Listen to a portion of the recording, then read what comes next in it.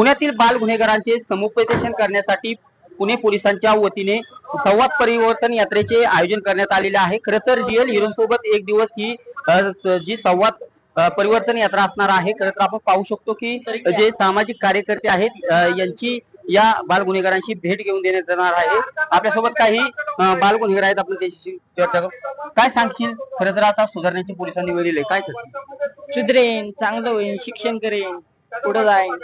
काय स्वप्न आहे? स्वप्न का पायलट व्हायचं। काय गुन्हा काय केला? मी का गंभीर गुन्हा केलाय 300। आता सुधारणार का? हा सुधरेन ना आता। करून त्यांनी गुन्हेगारी करून काही सिद्ध होणार नाही आणि एज्युकेशन आणि वोकेशनल ट्रेनिंग या दृष्टिकोनातून त्यांना मुख्य प्रवाहात आणण्यासाठी ही योजना आहे। किती ठिकाणी यात्रा जाणार आहे आणि किती मुले याच्यामध्ये सहभागी झाले? आता झोन 3 डीसीपी साहेबांनी त्यांचे एरियाचे अशा प्रकारचे जे जुवेनाईल डेलिंक्वेंट्स आहे त्यांना आयडेंटिफाई केलेली आहे आणि त्यांचे ज्यांनी व्हॉलंटरीली अशा प्रकारचे प्रोजेक्टमध्ये सहभाग घेण्याची त्यांनी जे इच्छा दर्शवलेली आहे त्यांना यामध्ये घेण्यात आलेली आहे आणि आता हळूहळू याचे संख्या पण वाढत जातील आणि 1 आठवड्या 10 दिवस याचे पूर्ण एक्सपिरियन्स बघून यामध्ये काय बदल करायचे जेणेकरून आणखी इफेक्टिव्ह कसे करता येईल नक्कीच त्याबद्दल पासपोर्ट या मुलांना दिलेले आहे काय एक बेसिकली त्यांचे काय एक ड्रीम असायला पाहिजे आणि ते ड्रीम साध्य करायसाठी त्यांना त्यांचे हे ऍक्ट्स जे आहे ऍक्टिव्हिटीज आहेत त्या दृष्टिकोनातून कॅलिब्रेट करायला पाहिजे। या दृष्टिकोनातून ही ड्रीम पासपोर्ट एक त्यांना देण्यात आलेली आहे। ते वाचतील त्या प्रत्येक बस आपण बघा बसमध्ये सगळे चांगले काही कोट्स वगैरे लावलेले आहे।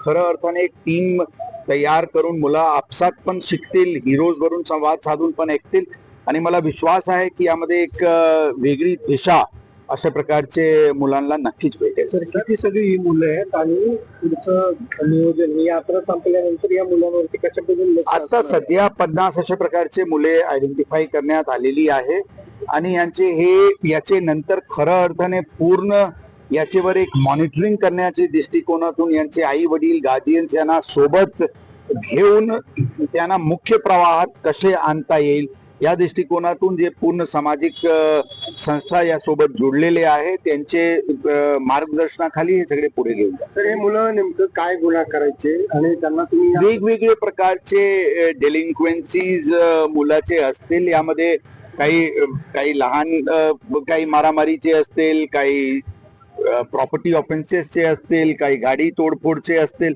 अशा प्रकारचे वेगवेगळे मुलांना आयडेंटिफाय करण्यात आला होता आणि ज्यांनी व्हॉलंटरीली ज्यांचे आई वडील गार्जियन्स आणि मुलांनी इच्छा दर्शवली की त्यांना मुख्य प्रवाहात आणण्यासाठी एक प्रयत्न करायचे त्या अशा प्रकारच्या मुलांना आयडेंटिफाय करण्यात आलेले। आपण आयडेंटिफाय कशी केली आणि हे कुठल्या आपले रेकॉर्डवर असते अशा प्रकारचे मुले ज्यांचे एक ऍडव्हर्स नोटीस वर आलेली आहे अशा प्रकारचे मुले आमचे रेकॉर्डवर असतातच। त्यांना सगळ्यांना संपर्कात होते का? अशा काही टोली ओलीचे काही प्रश्न नाहीये। हे सगळे म्हणजे खरं सांगायचे असतील तर हे सगळे छोटे त्याचे परिसरात गुन्हेगारी वृत्तीमध्ये पूर्वी सामील झालेली आहे आणि त्यांना मुख्य प्रवाहात आणण्यासाठी एक धक्का गरजेचे आहे।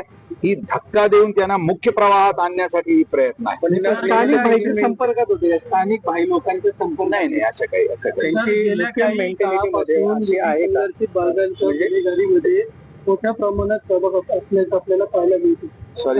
गेल्या काही काळापासून विविध संघटित बालकांच्या गुन्हेगारीमध्ये मोठ्या प्रमाणात सहभाग असल्याचं पाहायला मिळतं।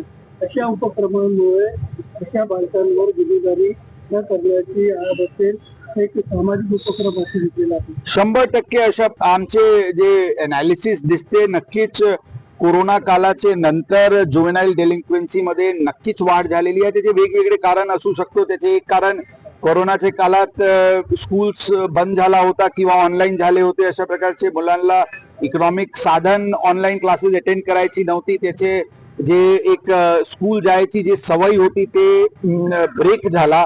त्याचे नंतर बरेचसे असे प्रकारचे मुले स्कूल गेले नाही किंवा जाण्यास त्यांची इच्छा नाही किंवा वेगळी त्यांना ऍडिक्शन लागला।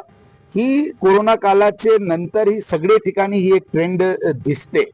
ही ट्रेंडला आला घालण्यासाठी वेगवेगळे उपक्रम वेगवेगळे उपाययोजना मागचे काही दिवसापासून सुरू आहे याचे एक भाग म्हणून याचे मध्ये खऱ्या अर्थाने तरी एक्सपेरिमेंटल ड्राईव्ह असते, एक्सपेरिमेंटल प्रोजेक्ट असते आणि असे वेगवेगळे प्रोजेक्ट चालू असते. याचे नक्कीच एक वेगळा एक उपक्रम आहे आणि याचे फायदा नक्कीच गुन्हेगारी कमी करण्यामध्ये होईल. कोरोना नंतर ही गुन्हेगारी वाढवायला जुवेनाईल डेलिंक्वेन्सीचे प्रमाण 100% पूर्वी पण होता, असा नाहीये की पूर्वी जुवेनाईल डेलिंक्वेन्सी नव्हता, परंतु कोरोना कालाचे नंतर याचे प्रमाण थोडी जास्ती स्पेशली अर्बन मेट्रोपॉलिटन क्षेत्रात दिसते, ही फिगर वरून सिद्ध होते. सर एक क्वेश्चन असा आहे, उपक्रम तुम्ही पुढे साध्य करणार आहे? लहान मुलांकडून जे गुन्हेगारी कृत्य होत असते ते खरं अर्थाने एक मोठा चॅलेंज पोलीस दलांसाठी आहे आणि त्यांना मोटिवेट करून त्यांना गुन्हेगारी हालचालीतून बाहेर काढण्यासाठी हे संवाद परिवर्तन यात्राचे मूळ संकल्पना ऍडिशनल सीपी श्री बनसोड साहेब आणि सागर कवडे डीसीपी झोन 3 साहेब यांनी केली आणि त्या अनुषंगाने आज हे बसचे फ्लॅग ऑफ करण्यात येत आहे. त्यामध्ये लहान मुले जे क्राईम मध्ये पूर्वी काळात इन्व्हॉल्ड होते त्यांना या बसमध्ये रिअल हिरो सोबत संवाद साधून त्यांना मोटिवेट करून आणि त्यानंतर त्यांना काही वोकेशनल ट्रेनिंग इत्यादी देऊन त्यांना गुन्हेगारी हालचालीवरून बाहेर कसे काढण्यात येईल आणि त्यांचे सायकोलॉजिकल ट्रेनिंग पण त्यांचे सायकोलॉजिकल असेसमेंट पण करून अशा प्रकारचे जुवेनाईल डेलिंक्वेन्सी कमी करण्याच्या दृष्टिकोनातून ही संकल्पना ही प्रोजेक्ट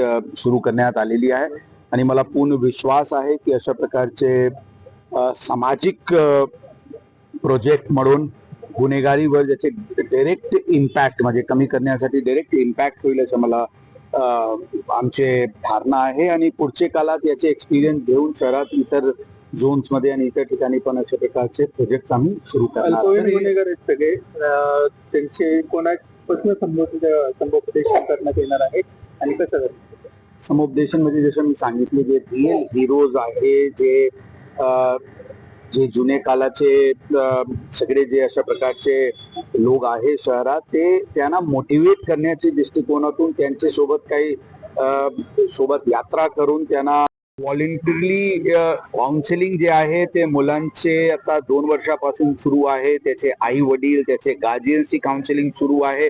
बरेचशे वेळी आई वडील गार्जियन्स हे पण हतबल दिसते की त्यांच्या मुलावर नियंत्रण प्रयत्न करून पण दिसत नाही. आता यांना आयडेंटिफाय करण्यात आलेले आहे, प्रयत्न करणे आपले भाग आहे. खऱ्या अर्थाने ते इनोसेंट माइंडचे असते, त्यांना योग्य कंपनी भेटली, त्यांना योग्य मार्गदर्शन भेटला, त्यांना मोटिवेट करण्यात आला तर 100% त्याचे अगर 50% पण ते गुन्हेगारीवरून सोडून मुख्य प्रवाहात आले तरी यशच आहे. ठीक आहे.